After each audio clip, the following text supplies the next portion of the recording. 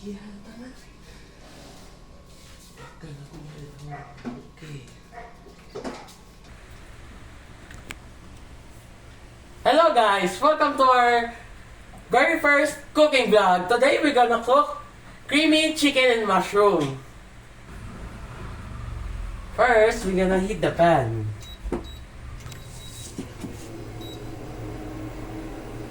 Let's wait until the pan is hot.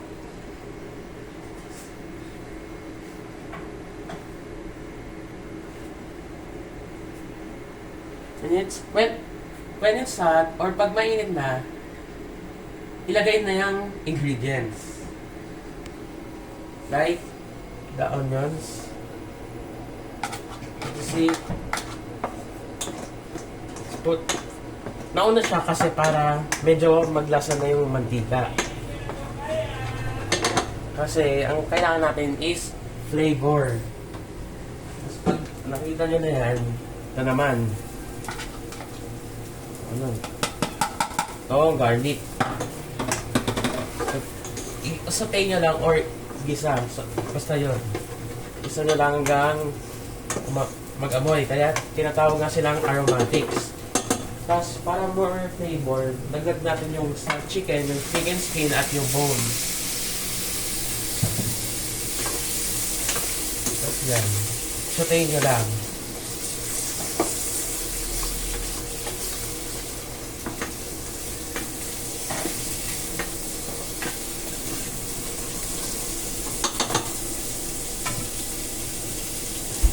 Just saute it until the chicken is golden brown.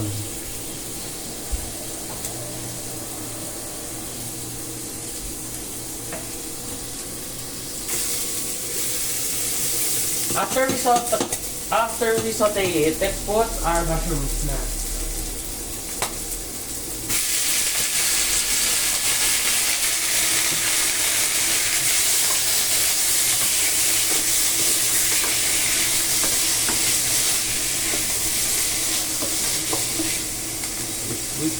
Itataas natin yung heat para medyo mag-flavor. Ay, nakita nyo na yung chicken, medyo yung chicken skin nagluto. Yan, medyo taasan pa natin para medyo may browning or brownish color yung mga nandito.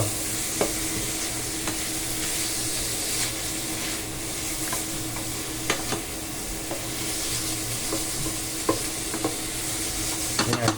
For 5 minutes, i-continue stir ko lang at hanggang sa medyo mag-golden brown na. 5 minutes ko siya isasaute. Tapos i-add ko na chicken.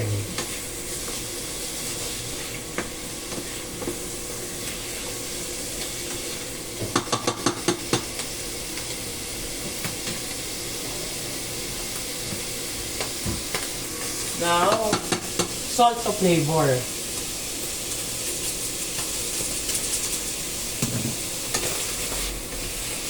Now, let's add our chicken. Ilalagay lang natin sa gilid para medyo tusta.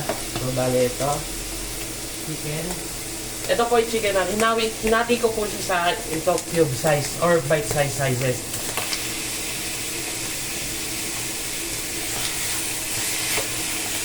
Kailan lang natin. Tapos maglagay rin tayo ng salt. Tapos hanggang natin hanggang mag-brown talaga. Kasi para may flavor. Tapos pa natin heat dito para sa chicken. Adjust lang natin para nakapatas na apoy. Ayun, kita nyo na naluluto na. So guys, i-ayos lang natin for at least hanggang mag-golden brown.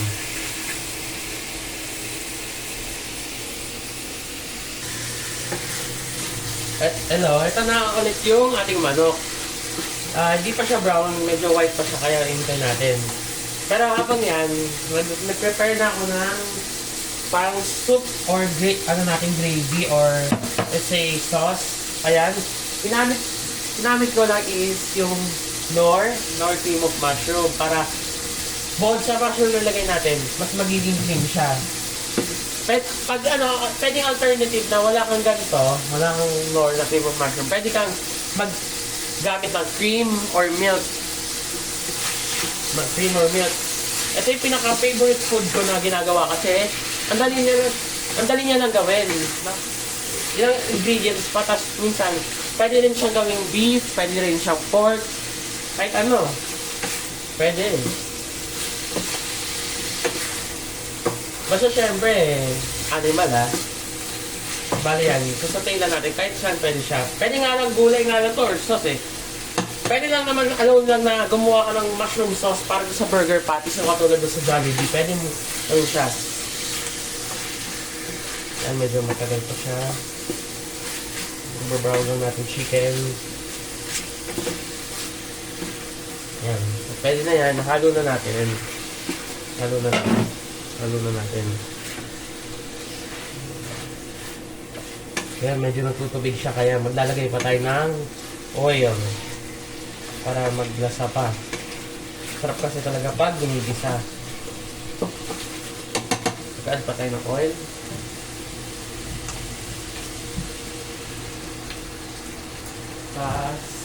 Salt to flavor. Kailan natin maging golden brown yung chicken. Siguro 15 minutes to 10 pa to. Depende. Ako medyo naka-high heat, medium to high heat yan para medyo mabilis tayo. Pero pag inarush, dapat balalan nyo lang. Dapat at least nasa 120 yung heat nyo to 140. Pag magpo-pork naman kayo, pwedeng i-sear nyo muna yung meat or pwede nyo rin pakulan tsaka nyo i-sear. Para kung nagda-doubt kayo kung luto, yun, pakuluan nyo muna ako. Tas beef, dapat yung beef naman, pinapakuluan nyo muna. Or dapat pinakuluan nyo na, tas medyo firm. Para naman pag magluluto tayo, hindi siya magiging corned beef. Kasi pangit yun cream of mushroom of corned beef. Ayun, kaya dapat medyo firm. Tas cubes ang hati. Yan. Hintayin muna natin mag golden brown.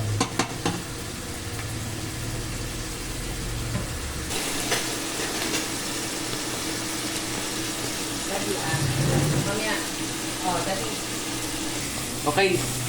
After yan, medyo medyo luto na. Niluluto or golden brown. Medyo mahirap na mag-golden brown kasi medyo marami pala ako na ilagay na mushroom. Pero okay lang. At least nakuha na natin yung flavor. So bali maglalagay tayo ng isang basong tubig. Isang basong tubig.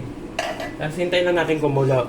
Tapos habang yan, maglalagay na tayo ng more cubes. Beef. Ginamit ko. Ito. Beef cubes. Lagay natin yan. Hintayin lang natin mag-simmer yan. Tapos tatakpan na natin.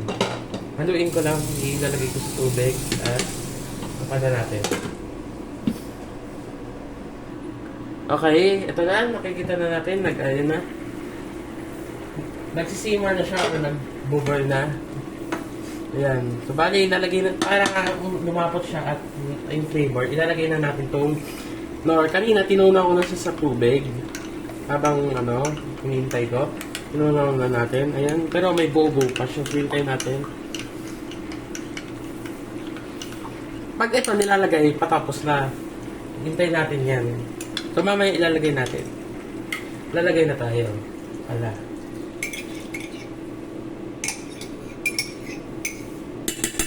Bale, tas yan.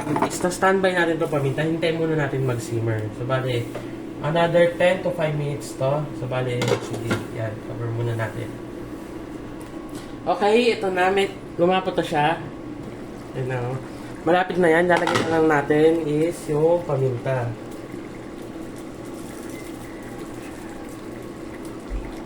Yan. Yan, malapit na siya. Kasi lower na natin yung heat kasi okay na siya.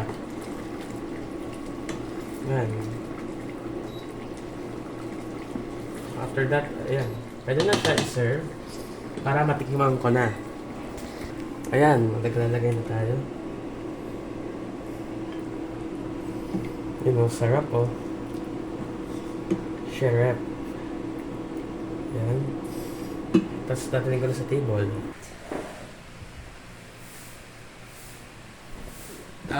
Ito na guys, ito na yung niluto kong creamy chicken and mushroom. Titikman na natin.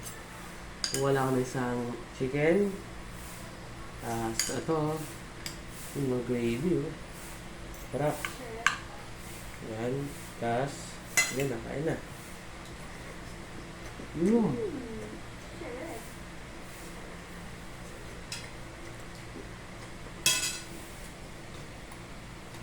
Ang sarap. Ang ina. Wag lang. Ang sarap talaga ng luto ko. Medyo mainit na kasi. Ano, ang sarap. Ito na yung gravy sa kanin ko. Ayun ba?